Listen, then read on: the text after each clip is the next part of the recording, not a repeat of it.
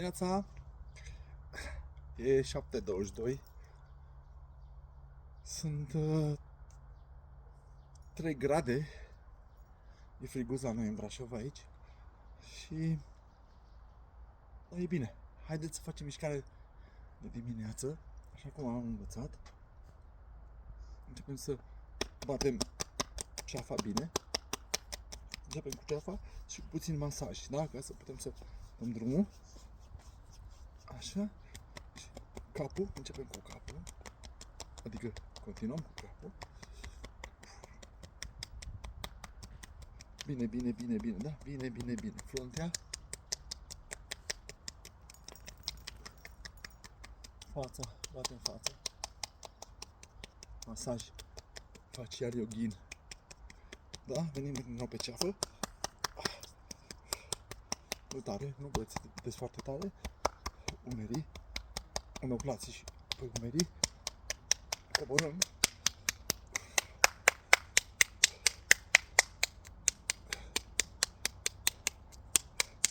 Învățat de la un maestru chinez mișcările astea. Foarte, foarte bune sunt.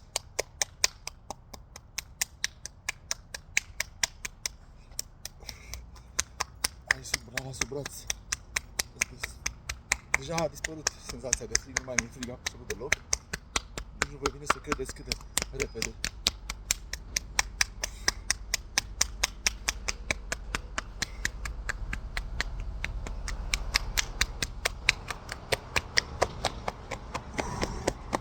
Ce bine e! Rinichi, da? Bine de tot! Veselă!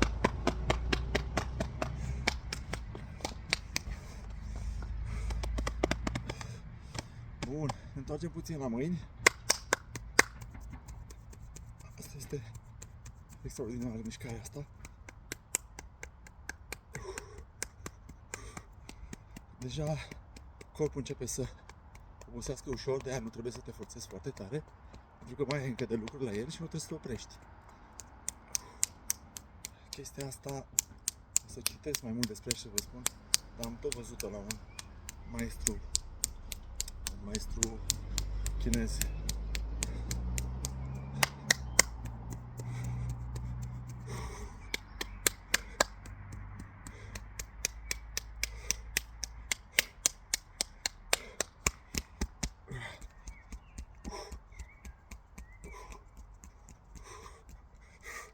Bun, și acum facem puțină mișcare și în același timp batem pulpele, da?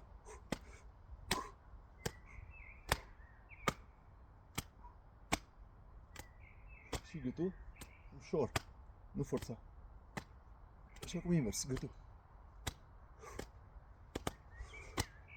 Am zis invers. Bun. Și un pic o plecare așa ușor. Bați pulpa ușor. Nu forța tare pe pulpă.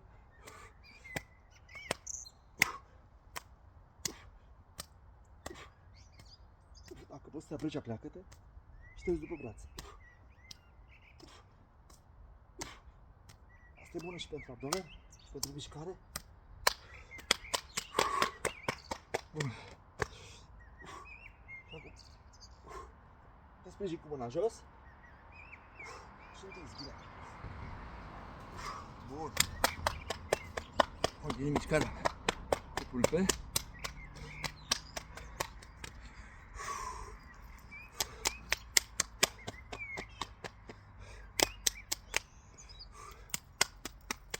Ița, ce faci? Nimic, ca să ne salute.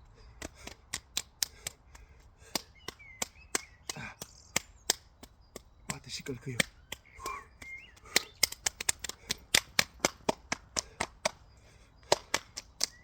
Din nou.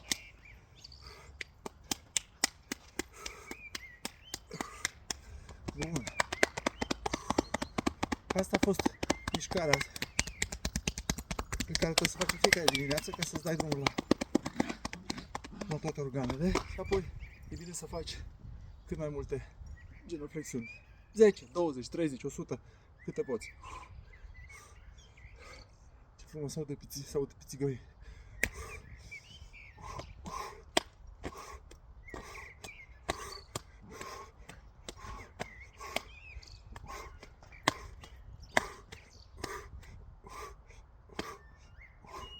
Mamă, simt că pârie oasele.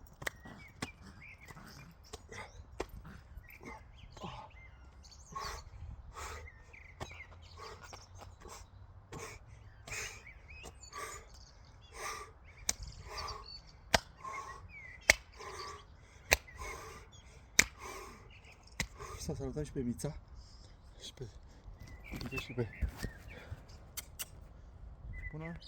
Bună Mița.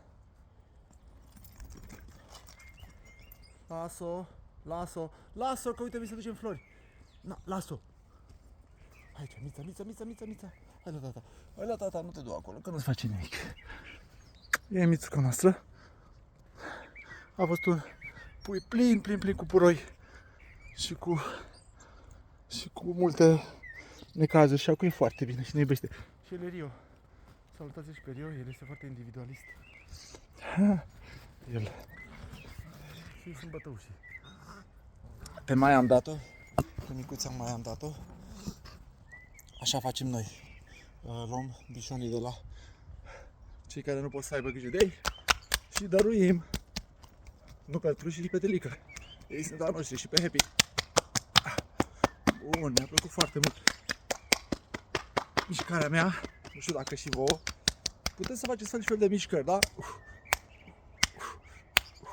Sau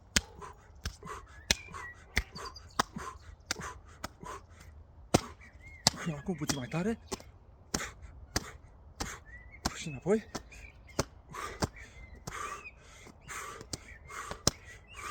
Deja mă simt mult mai bine. Bun, perfect. O să întrerup puțin și o să facem să bag la încărcat, că am uitat să-l bag la încărcat și o să facem un exercițiu pentru ochi. În episodul 2. Uite, nici nu-ți dai seama când au trecut 7 minute. Da? Bagă și câteva flotări. Hai să facem și, ce ziceți, o serie de flotări. Uite, vă luați o chestie din asta, e foarte ieftină, o găsiți la toate magazinele de sport. Așa. Și chestia asta, da? Și aici vă puteți regla voi cum vreți voi. Să faceți.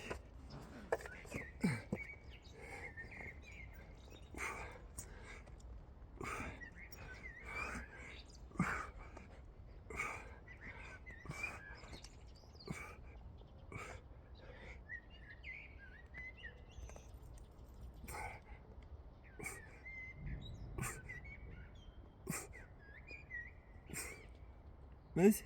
Dacă îl faci corect, n-ai cum să te accidentezi.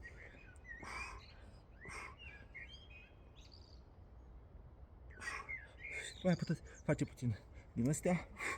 Eu nu o să fac foarte repede astăzi, că să descurc și mă rănesc pe picior. Dar poți face așa.